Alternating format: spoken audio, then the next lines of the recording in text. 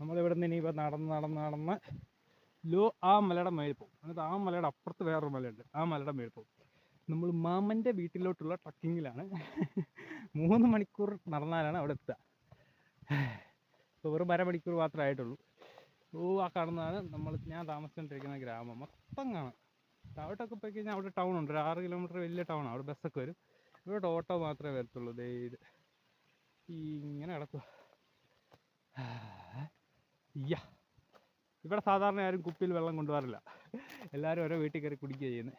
പക്ഷെ ഞാനുള്ളതുകൊണ്ട് ആ ഒരു കുപ്പി വെള്ളം അവിടെ നിന്ന് എടുത്താൽ സ്ഥിരമായിട്ട് കുടിക്കുന്ന വെള്ളം ആയതുകൊണ്ട്.